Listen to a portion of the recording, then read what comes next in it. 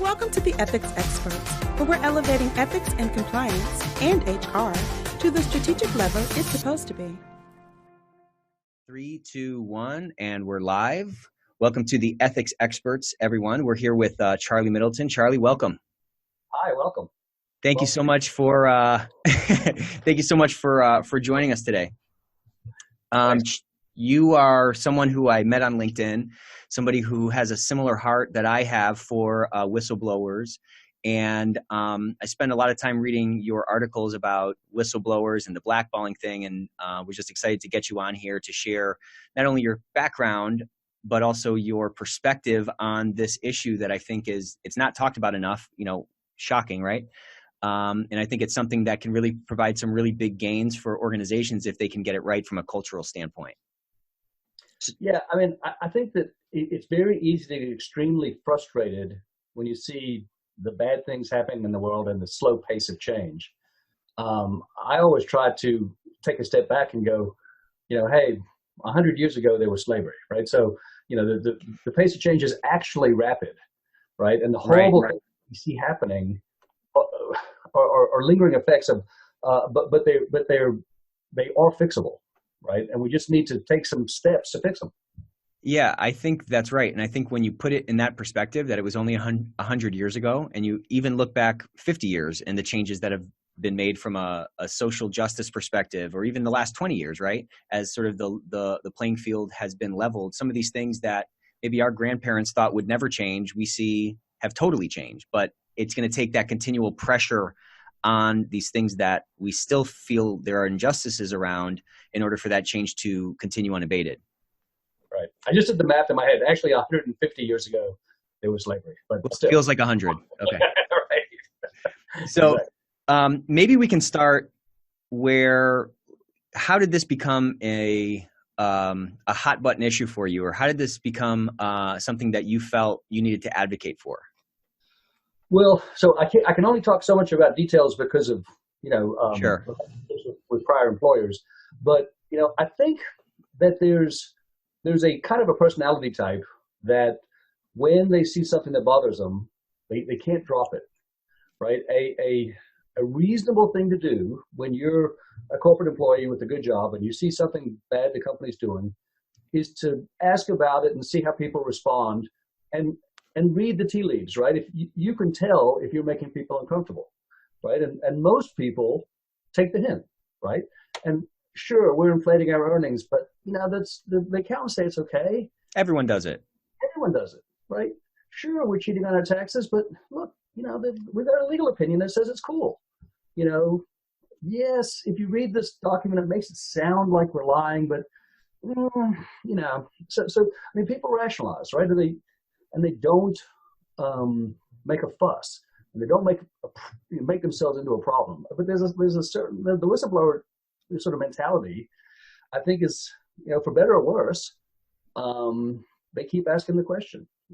Really, we're pouring these pollutants into the water. I mean, I can't get comfortable with that. The cows are dying, right? There's elementary schools down stream or whatever, right?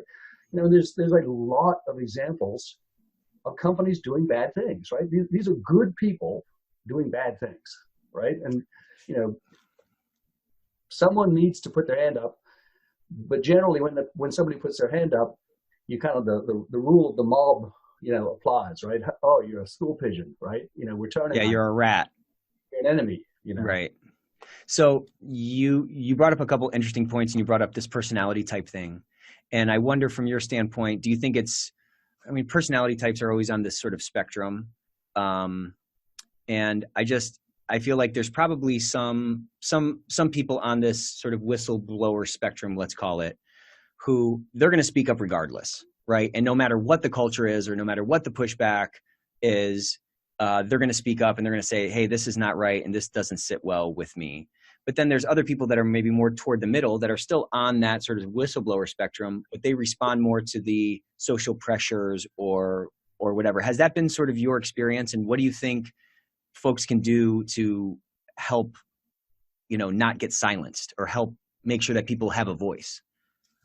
Well, so yeah, I agree with you about the spectrum thing. And that's why I kind of call myself an accidental whistleblower, right? I didn't set out to become a whistleblower.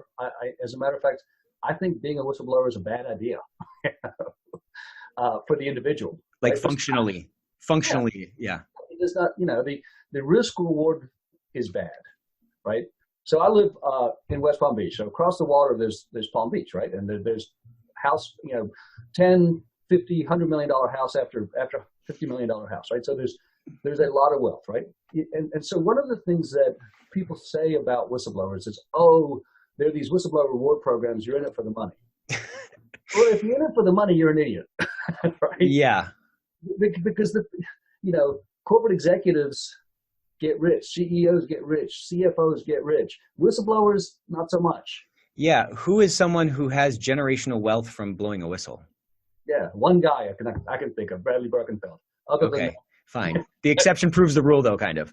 Right. Yeah. Literally, it doesn't happen. Right. So, I think that, when you're evaluating whether or not you should be a whistleblower, the right decision is probably don't do it. But I don't think that's really how it works out, right? You don't say, gosh, should I become a whistleblower? You see something wrong that's happening in your job, and you're like, gosh, I should tell my boss, right? First off, companies are telling you to tell your boss, and it seems like you're doing the right thing, and you are doing the right thing. But it comes from here. It doesn't come from here, or it doesn't come from, I'm pointing to my pocketbook. It comes from something in your stomach, or something from your heart that causes those people to do it. And I think that's totally contrary to your point. It's totally contrary to this sort of like monetary pursuit that whistleblowers often get labeled with. It's just kind of an interesting. Absolutely. It's not an economically rational decision, but I tend to think that the people who are wired that way don't really have a choice, right? They don't really.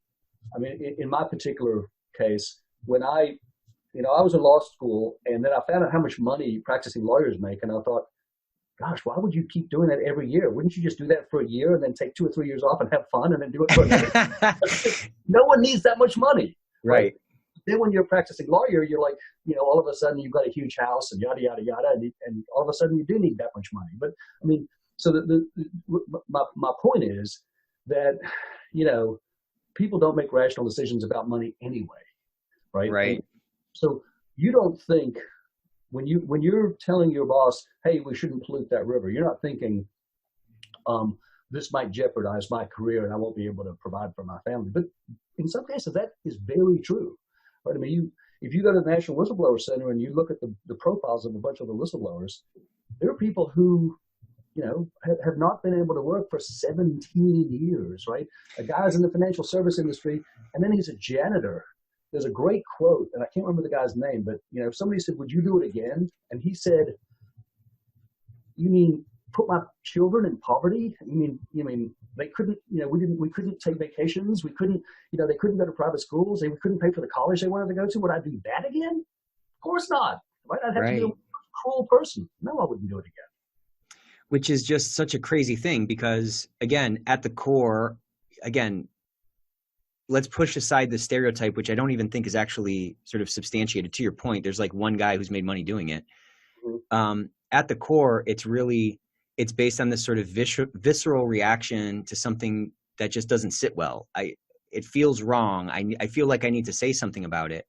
And yet it leads to this sort of counterintuitive outcome because, we all like to think that, hey, everyone's good and everyone's sort of trying to do their best and so forth. But there's just this really weird disconnect in this area that I still can't really wrap my head around.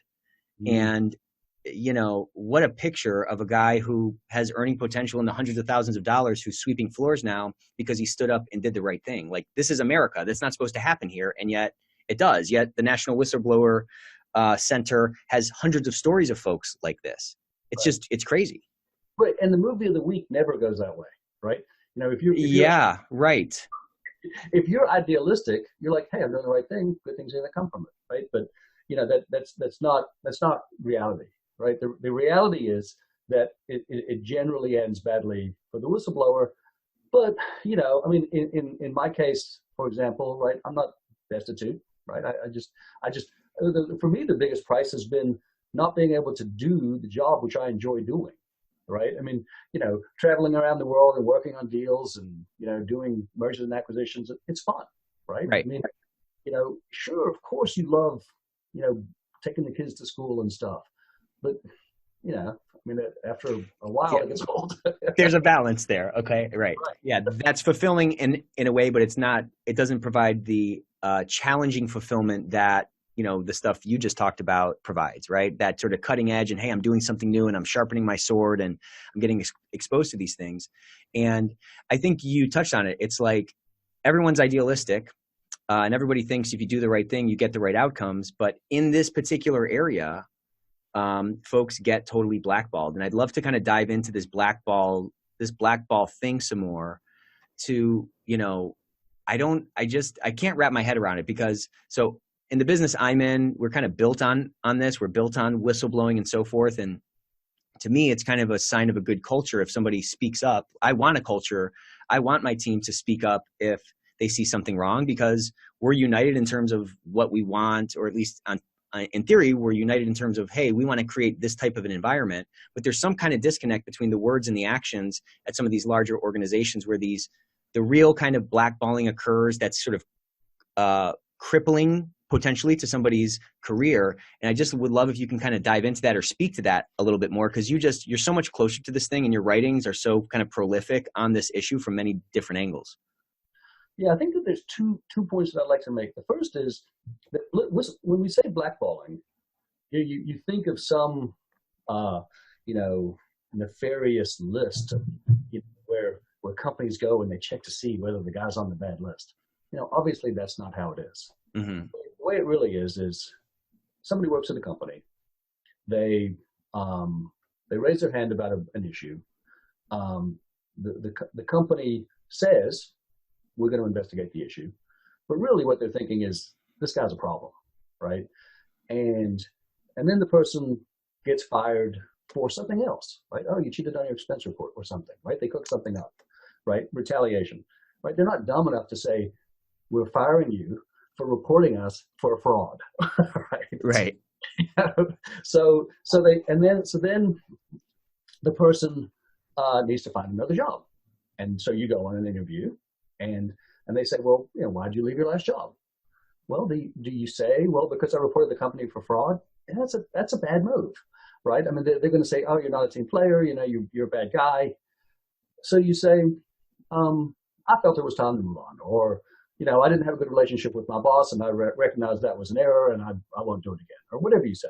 But regardless, they'll call and check up on you, right? So the big companies, every big company has a relationship with every big four accounting firm and a bunch of law firms. So if your auditor is Deloitte and you talk to somebody at Deloitte, and the hiring company does, and the Deloitte partner calls the Deloitte partner for the company that you last worked for, and that conversation will be honest, right? I mean, these are two guys who work for a consulting firm. They're going to be honest with each other, and the guy at the old company will say, well, Charlie was not a team player, right? He didn't get along very well with so and so. He had a problem with some things, these kind of like negative feedbacks, or might even just come out and say it. He's a whistleblower. Stay away from him. And then the partner who's at the hiring firm is going to tell the truth to his client, and so I don't really think of it as being particularly nefarious, right? These are people who are telling the truth about something that is material about a candidate, right? I have a hard time faulting that. What I don't like is this decision by the hiring company to say, okay, we're not going to hire that person because given the choice between a troublemaker and a non-troublemaker, we're going to hire the non-troublemaker, right? We're just not going to hire the whistleblower. Yeah, that's it. So yeah, I mean, you just touched on it, and I think it's a framing problem at the corporate level or in the minds of people. And I think nobody likes a tattletale, right? And when you're in junior high, somebody's a tattletale, you don't like that, right? But I think there's sort of two types, maybe, maybe we can break a tattletale, maybe whistleblowers get kind of labeled as tattletales, and maybe they're really two different things.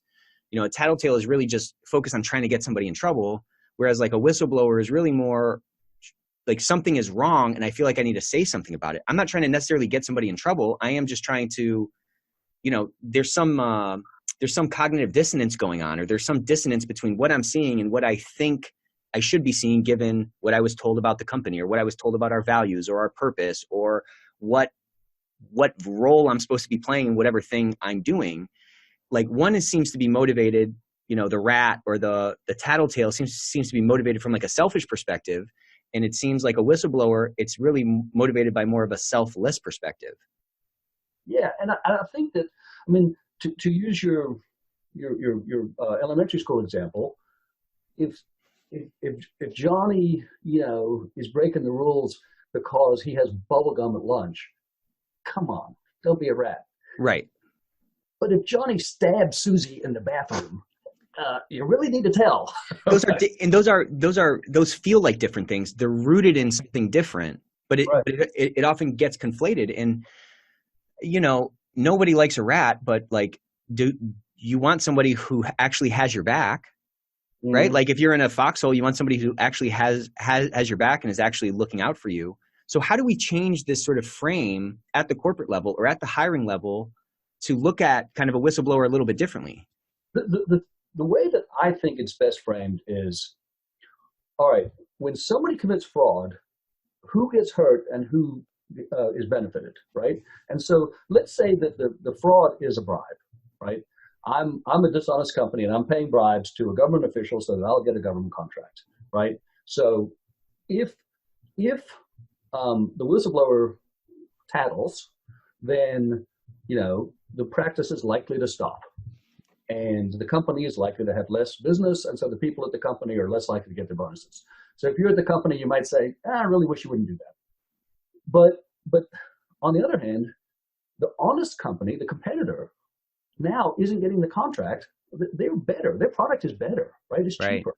But no, the dishonest company is getting it because they paid the bribe. So the honest company should say, nah, we want to know about bribery. We want to live in a world where there's less bribery because our product is better, right? So I think if the honest company would say, we have a policy. We like to hire whistleblowers because if you work at the dishonest company and you get fired for whistleblowing, come on over to our side. Feel free to blow the whistle, right? Because we're making the world more honest. And we're not afraid of the ramifications. As a matter of fact, we welcome them because we compete on honesty and competence as opposed to bribery. Yeah. And, what our challenge is, the whole point of this podcast, the ethics experts, is to help elevate ethics and compliance folks to this strategic lever that it should be, because they can affect culture directly. Whereas, accounting is not going to affect culture, things like that. So how do we communicate this as an actual strategic angle to a board of directors that's maybe more pragmatic, that's not the bright-eyed bushy-tail, hey, I'm an idealist? Few boards are full of like a bunch of just idealistic people, right? On average, they're more pragmatic. Again, this is a stereotype and a generalization, but it's been my experience that they care about the bottom line and they care about these things. It feels like there's really a strategic angle to the messaging you just said in the marketplace. And it may be generational and it may be like the time is now, but what a powerful thing for a company to say on their website, hey, here's our contact or, get a job with us page, the job opportunities page, putting that kind of stuff out there. It kind of resonates with the type of ethos that a lot of companies at least put on their wall or put on their website, but it can sort of actually tie it down to an action that gives it some more that makes it feel more substantial. And that could be a strategic lever. I'm just kind of brainstorming on some ways to like actually make this happen, because you're talking about people who are trying to do the right thing, people who are trying to make the world a better place. Again, every corporate mission is kind of that, right? But the actions, there's some degradation or there's some disintegration between those words on the wall and what's actually happening boots on the ground. So how do we break that down and make guys say, you know what, I want to hire a whistleblower? Well, my opinion is that if we could just get a couple of truly influential thought leaders or whatever, Elon Musk or, Zuckerberg or, whatever, Bezos, people who are truly influential. I don't see this coming from boards. and I know this isn't universally true, but in my experience, boards are controlled by management, and they're selected for their job because they're friendly. This internal auditors are paid by management. They're friendly. There's no such thing as an independent anybody who, if you pay me, you're my master, right? Correct. And so if the audit committee or the outside auditor can be replaced when they say something unpopular, they're not truly independent. So I think it's going to have to take their true power, right? The guy who, and there are guys like that, right? There's a handful of them. Sure. And I think that if they kind of get this message of a corporate mission statement is almost meaningless, right? We will act with integrity, right? That's extremely powerful if you mean it, and it means nothing if you don't, and you can't tell because everyone says it. So right. the difference of behavior between the honest company and the dishonest company is none, right? So that statement in itself is meaningless. The act of hiring a whistleblower carries a ton of meaning, right? I mean, it's an action. It's tangible, right? Yeah, I mean, actions speak louder than words, right? And so, but I've had a surprisingly hard time communicating that idea to people, right? People say, "Why should I hire a whistleblower? I should hire the most qualified candidate." And I'm like, "Well, yeah, you should. That's true." Yeah, but all else equal, how is that not a tiebreaker to the positive? To your point. And you're acting as though, that's the dynamic we have. That's not the dynamic we have. The dynamic we have is whistleblowers don't get hired ever. So they are the most qualified person for positions that they're getting passed on for because they're being disqualified. So, yes, right. Companies should be able to hire the most qualified person, but they are currently choosing not to hire the whistleblower if they instead chose to hire the whistleblower. And another thing, think how efficient it would be if you hire an internal audit team to find bad stuff at the company, right? Well, how about if you just empowered the people at the company to go, "Hey, here's some bad stuff," right? Yeah, it could solve itself. To your point, you don't need your own little sort of internal affairs department, which is effectively what that internal audit team becomes, because right. Everyone's got their eye on the ball and have the same sort of heart toward the mission or the purpose or whatever the company's there to do. That's a great idea. I'd love you to talk a little bit about this experience you had reaching out to these 30 companies about this issue. Yeah. So that's crazy. I mean, this is like a crazy story. Well, and so I wrote about it on LinkedIn, but I basically, oh my goodness, I'm getting a cramp. Yikes. Story's so painful. Not really. So I just as kind of as an experiment, I noticed that people in internal audit and internal controllership roles were not responding to the stuff that I was posting, and people at accounting firms were not responding. Right, I was saying, "Hey, shouldn't the accounting firms do things differently?" Right, because as I mentioned before, the accounting firms are a big part of the blackballing infrastructure. I mean, it's not their mission, but that's how it plays out. Right. And so I sent, emails via LinkedIn or in-mails or whatever they're called mm-hmm. to 30 partners at all these accounting firms and to a ton of internal audit people. And I got very few responses. I've been noticing how many people unfollow me. Really? That action led to unfollowing. Wow. People don't want to be reminded, right? I mean, when you go to work, you're not, if you work at some big company, you're not thinking, "I'm a dishonest person." You don't think that. That's not your self-image at all, right? Your self-image is, I have an important job. I'm an important part of this community. I'm adding value. I'm taking care of my family. I'm taking, you're not thinking I'm dishonest, right? And if some jerk is back there going, "Hey, yeah, but you cheated on your accounting," right? No one wants to hear that. So you know, the response, I only got a couple of responses. And in one case, I had a long conversation, via email, with this internal audit person, and she was clearly angry and felt like I was sort of, I think, what was the word? Like I had trapped her, right? Hey, do you think controllership is important?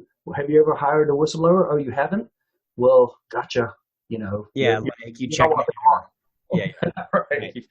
Yeah. So so far, I mean, I think that people don't want to hear it. And I think a corollary to that on a sort of a macro level is a lot of so we deal with a lot of compliance offices and ethics and compliance teams, and some of them will kind of pat themselves on the back if they have like a low reporting rate, and they'll say, oh, we don't really get that many reports. And for me, that's always like a red flag that's a really bad sign. And there's like a lot of literature out there on it, some really great articles on it. But it's really a bad sign that you don't have a speak up culture.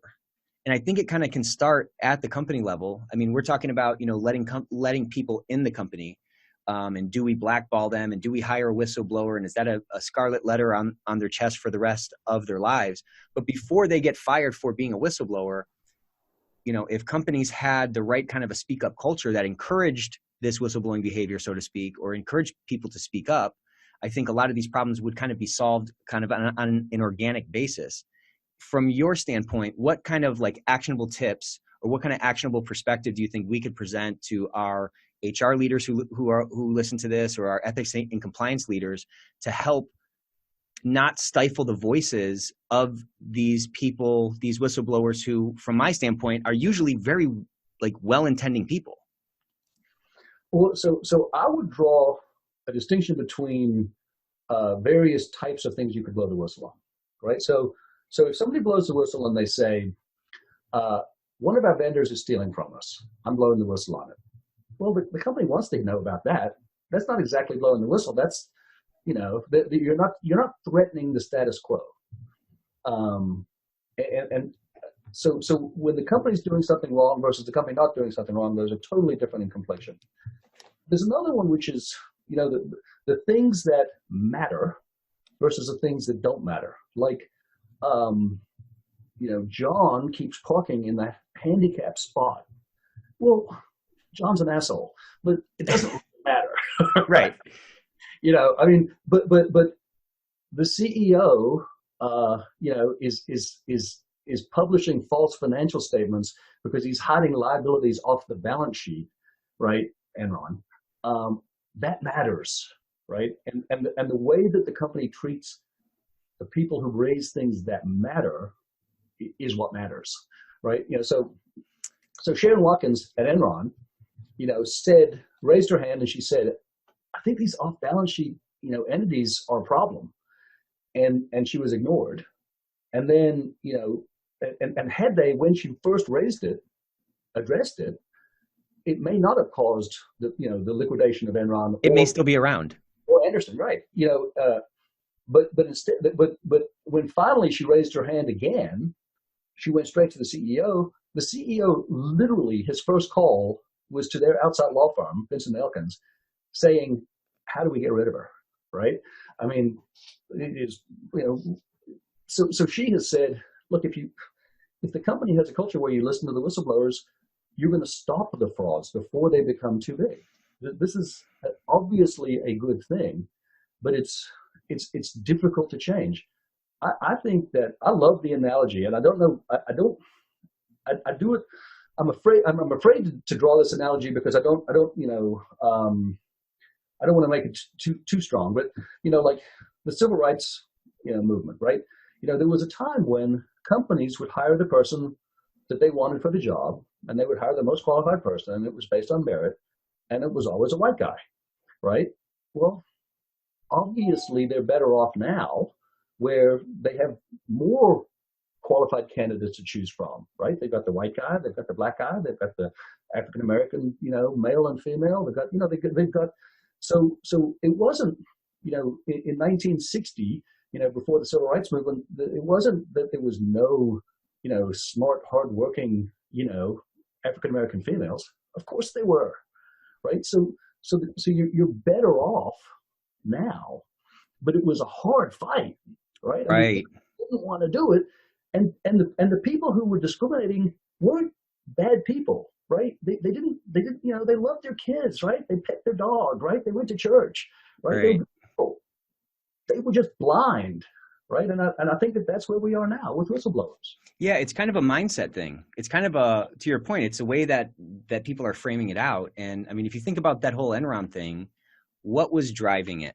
Obviously, it was to make the financials look better. Why? Because they were a public company, because they needed to hit their earnings. They had to keep that sort of short-term mentality. But to your point, if their mentality wasn't this sort of finite, fixed, short-term mentality, but was really sort of a long-term mentality, and the goal was not to just survive next quarter, but it was to be around for the next 50, 100 years, then obviously the view from the top of that off-balance sheet behavior would be like, we got to cut this cancer out immediately.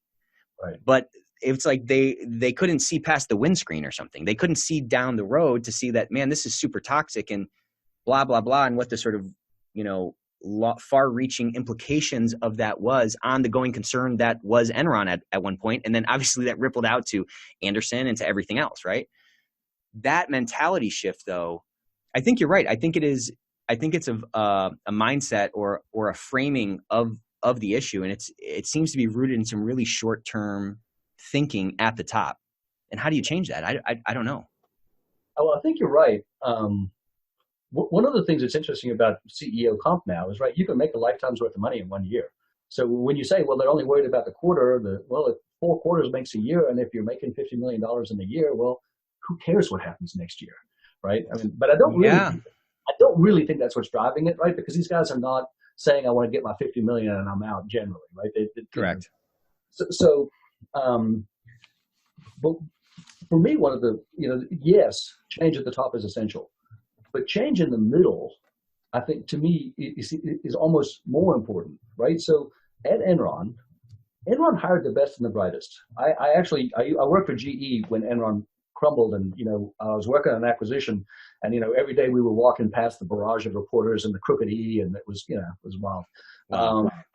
But so you walk through this building, right, and you could see all these diplomas on the wall, and it's Yale, and it's they hired the best and the brightest. They hired smart people, right? So and there were, I don't know how many employees were there in that big building, but there were thousands, right? There were thousands of very bright people.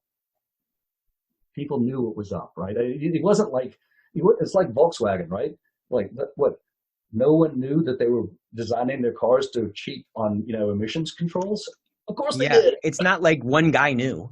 It's not like just one guy knew, right? Hundreds of people knew at both of those companies, hundreds. And hundreds of people made the calculation. I can't say anything, because if I do, then my kids can't go to private school anymore or whatever, right? Yeah. And maybe that's what they think, or maybe what they think is, I'm just not the guy who rats out my coworkers, right? I like my coworkers. This is the team I'm on. This is my tribe, right? Yeah, and as bad as it sounds, kind of bringing it full circle, it's not like there's all these stories of like a whistleblower not pushing a broom at some point.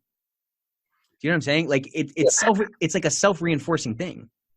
Yeah, and so I think that, but change is coming, right? So the False Claims Act is a uniquely American thing, and it came. It started like in the Civil War, right, where there was a general who was cheating the U.S. government, and the U.S. government paid some soldiers legal fees to fight the general or something. I can't remember the exact details. And then in the Civil War, it was the same thing. There were contractors who were selling kind of rotten horse meat to feed the troops. And so America came up with this thing which said that if you are aware that the government is being cheated, you can tell the Department of Justice about it, or you could just sue them yourself on behalf of the government, right? And at first, and so the corporate powers sort of fought against that program every time it's come up, and then it comes up again. And the most recent time it came up, the Department of Justice was very resistant to it, right? They would say, we don't need these stinking whistleblowers to help us do our job, right? We can find these things. We don't need these stool pigeons who are, want to get rich. And there's a famous 60 Minutes episode on the False Claims Act where the DOJ lawyer basically said, we got no help from that guy, right? And that guy told him everything, right? But that has changed, right? So now, last year the False Claims Act was responsible for recovering $3 billion for the government, and that's been true for each of the last 10 years, right? There you go. I mean, there's proof right there. Those are dollars. Yeah, and that's capitalism, right? If you want to find fraud, you can either hire some people to look for a needle in the haystack, or you can look in the sewing kit, right? Right. Right. I like that analogy. Yeah. So and my area is tax, and tax hasn't gotten there yet, because in tax, the whistleblower can't proceed for the government. The government has to do all the work, and the whistleblower kind of is on the sidelines. And I think for that reason and others, it's been spectacularly modest in the amount of money that is recovered. Right. Last year it recovered, I think it was $600 million, which sounds like a lot of money, right? I mean, $600 million, except that the amount of money that the government knows isn't collected because of tax cheating is between $300 and $450 billion. So we're talking about like 0.1%, right? It's there's way more people cheating on their taxes than defrauding the government in government contracts. But on the government contract program, the recovery is $3 billion. On the tax one, it's $600 million. There's some structural things that are preventing the tax program from being successful. Right. But I'm optimistic that that'll change. So pulling that down into sort of your regular small or medium-sized business, it's got 5,000 employees, it's got 20,000 employees. What kind of, just to brainstorm a little, what kind of tactics could they sort of pull down from, the False Claims Act or from some of these best practices to, eliminate effectively the need for this internal audit, right? Like, what can they do to sort of, because I mean, look, we're in a capitalistic society. It's probably going to be something capitalistic based, some kind of incentive to promote this type of thing. Like, what kind of actionable things do you think we can do to help elevate these folks to really make that impact on their organization, to move from this check the box function that a lot of them are treated as? Unfortunately, right, a lot of boards look at ethics and compliance as a check the box, just like in manufacturing, they look at safety as a check the box. We got to talk about it. Every meeting, we start our board meeting talking about safety, but everybody's on their phones, right? Like, nobody really cares about it. What do we do to help kind of change that, other than, get people like you in the driver's seat, so to speak?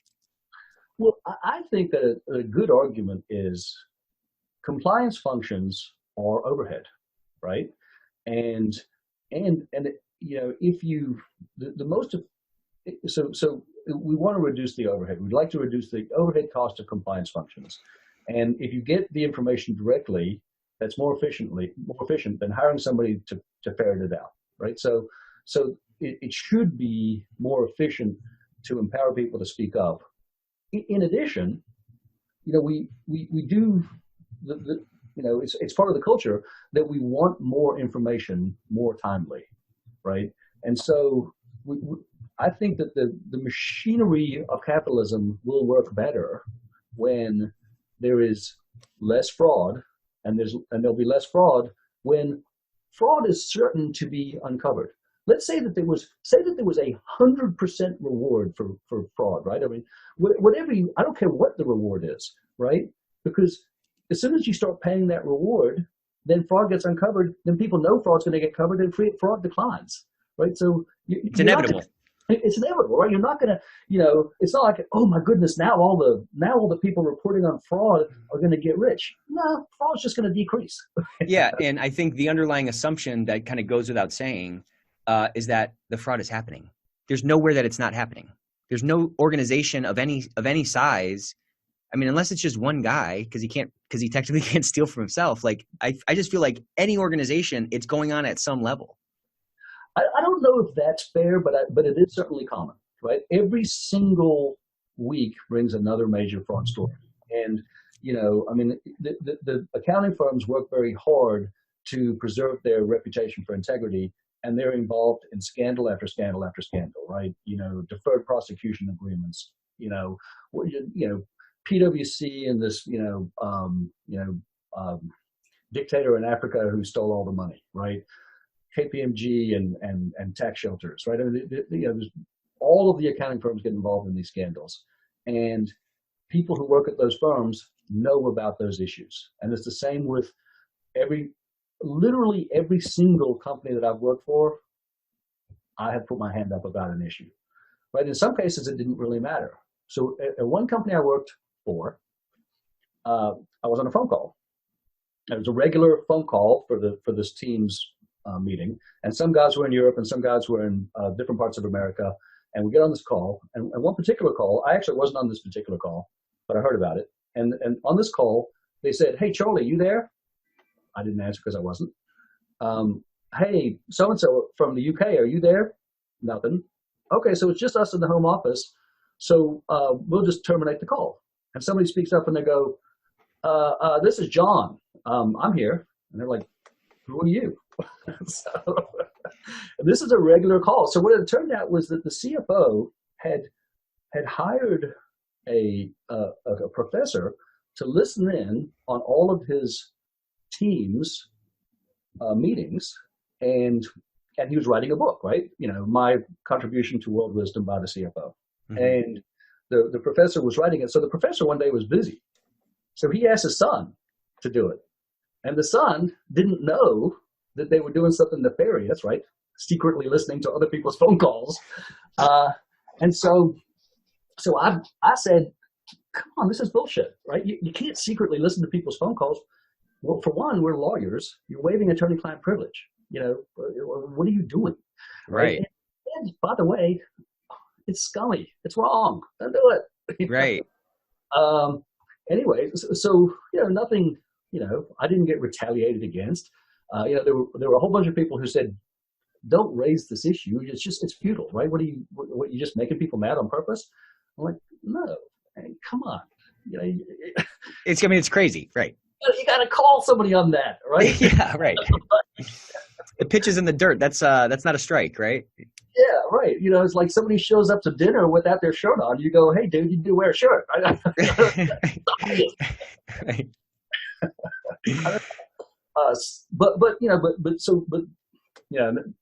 Nothing bad happened, because that was one of those categories where it wasn't like the head of the company was cheating on something and the company was getting an unfair advantage, right? It was just somebody doing something stupid that they shouldn't have done, and they stopped doing it. Right. But, part of this is just kind of your personality. And as I've kind of gotten to know you a little bit, you're just going to speak up. You just seem kind of wired that way. Is that kind of fair to say? I think that's the way whistleblowers are wired, but I don't, as we said before, there's a spectrum, right? Because when I started my career, I loved tax planning. Tax planning is fun, right?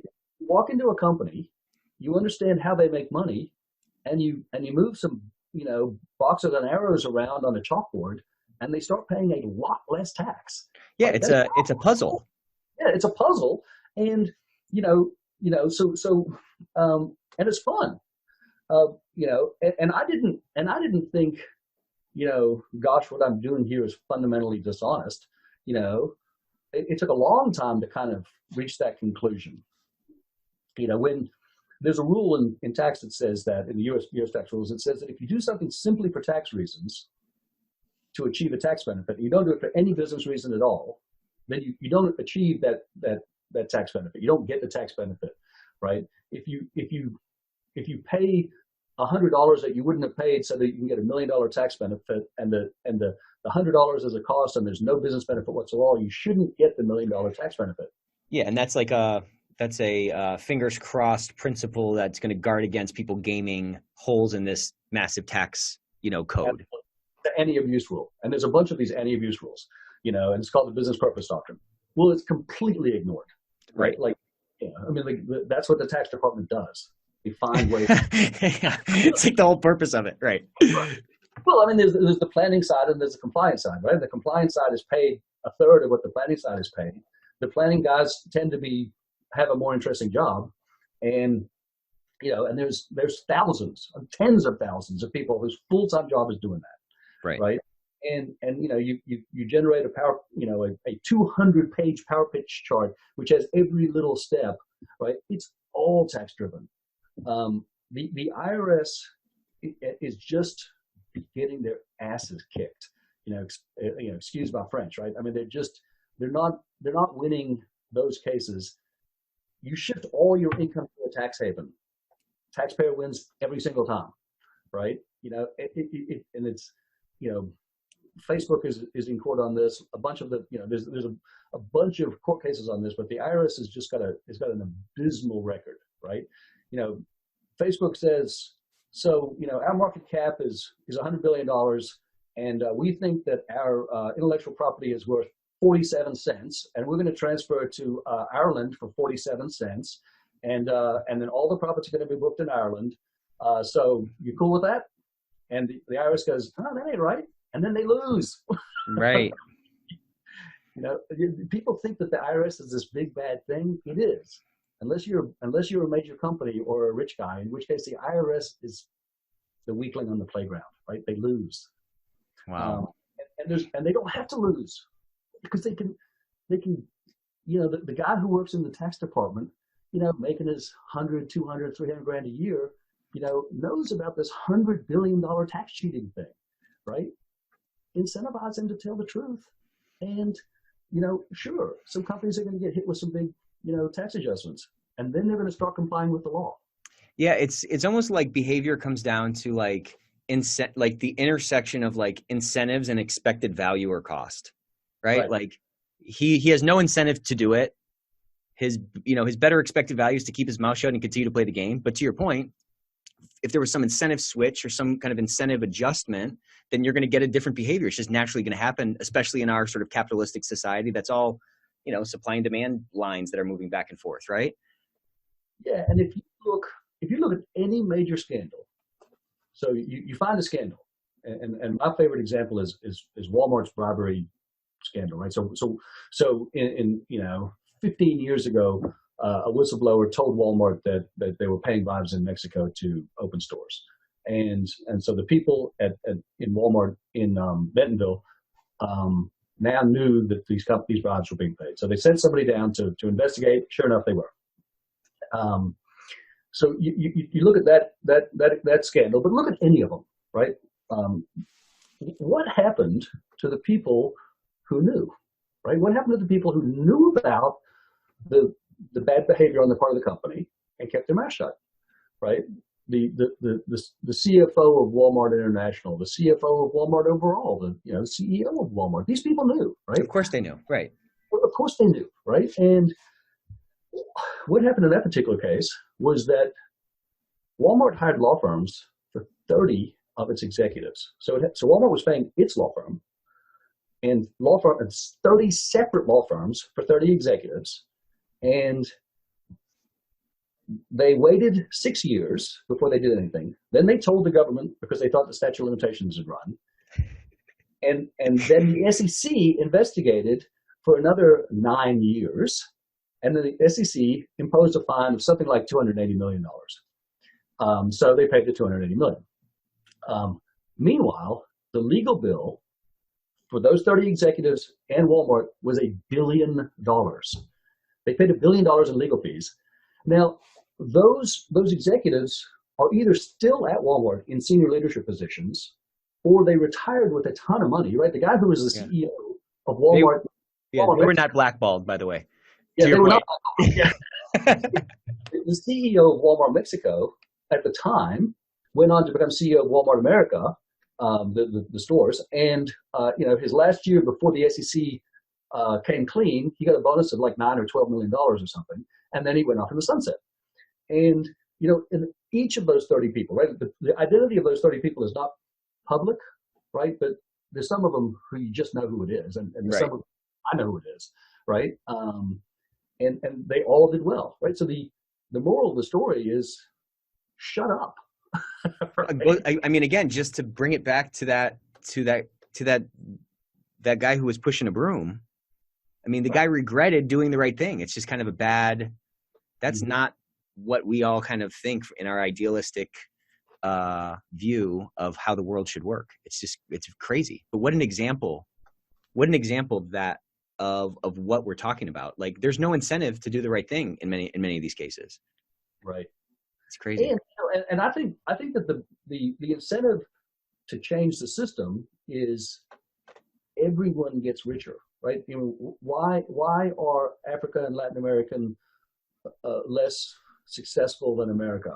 I would say arguably it has a lot to do with corruption, right? That you know, it's not like Americans are smarter than Africans. It's not like Americans are smarter than Latin Americans, right? It's not like, you know, Africa doesn't have natural resources. It does. They're awesome, right? And so why are they poor and we're rich? Well, we have a better form of government. We've got checks and balances. We're less corrupt, right? We're, you know, on Transparency International's list, we're something like the 25th least corrupt country in the world, right? So corruption makes people poorer, right? And so if we can eliminate corruption, the corruption that we do have in corporate America, right, the paying of the bribes and such, then the world will operate more efficiently, and we will all have, you know, we will all be slightly richer, right? Capitalism's, the thing that it does best is allocate resources, right? The person who can best use the resource gets the resource. They pay the most for it, right? And then they put it to its highest use, right? So capitalism is efficient. It uses resources efficiently. Bribery and fraud decreases efficiency. So, you know, if the government can be persuaded to have False Claims Act type laws that work in tax and in other areas, and environmental, and, you know, everywhere where you see problems, then it'll incentivize people to do the right thing without any extra resources being applied, and literally everyone will get richer. Yeah, I guess this is kind of Econ 101, maybe it's Econ 201, but it just, by its nature, it creates this deadweight loss that is going to somebody's pocket that's sort of compromising the optimal efficiency that this system, this market, whatever we're talking about, could theoretically achieve. Yeah, that's a great point. Yeah, and I think that that's why, you know, ChuckGrassley is the huge proponent of False Claims Act and other you know, whistleblower programs. He's a Republican, right? He likes the efficiency of it all. And then, you know, there's something for the other side to like too, right? The Democrats like, you know, people paying their fair share, right? So you've got something which has, you know, a whistleblower reward program has something for both sides. That's a great point. That's a great point. We can look at sort of both sides of the coin, and it can resonate with, you know, it can resonate with either side. But I guess that would make sense because at its core, it's right. You know who it doesn't resonate with is the leadership of corporate America, right? Because if you say, hey, we're going to pay people in your organization to betray you, right? They don't like that idea, right? That's you have to have staggering amounts of confidence to say, I'm cool with rats, right? Or an infinite mindset or a long-term mindset, I think. Right. I mean, if you're the emperor, right, and you go out there with no clothes on, and anybody who speaks up gets killed, right? No one's going to speak up, right? But if you go out, you know, if you have a whistleblower, you know, environment, people are going to say, dude, put the clothes on. Right. Where can people find you? Where can they find you and follow you and get to know you more? This has been a phenomenal conversation. Oh, thank you. Well, I'm sort of experimenting with LinkedIn. You know, I write these articles on LinkedIn. I haven't created a web page. I'm trying to figure out how to help other whistleblowers, being a resource to them on multiple things. But I think the most interesting thing is once we can persuade the IRS to operate its program efficiently, then, you know, it takes about 10 years for a tax whistleblower to be paid. During that time, you know, people have got to pay the bills, right? They got to live, and so funding whistleblower claims is actually a mature industry in other areas, right? Litigation finance is a very, you know, well established mechanism for funding lawsuits. And in the False Claims Act, there's a lot of litigation finance. In tax, there's not. And so I'm working on doing that. Interesting. That would be a really interesting innovation that would actually, to your point, like we can talk about it in theory all day long and hey, let's provide these incentives. But if it takes a freaking decade to get paid, what's the real incentive for me today to raise my hand? A bridge between that and the action that would actually drive these right behaviors is kind of what's needed, I think. Exactly. So to answer your question, I think that LinkedIn is the easiest way. And, I'm pretty responsive. If people reach out to me on LinkedIn, I'll notice. Well, I just thank you so much for today.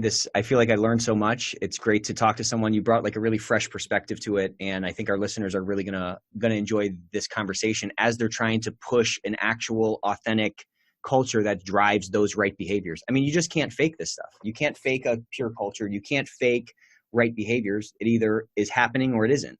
The values are either on the wall or they're actually being lived out. And the more companies that can start living those out, the more that can start to drive a speak up culture. That's how we can start kind of changing this from the bottom.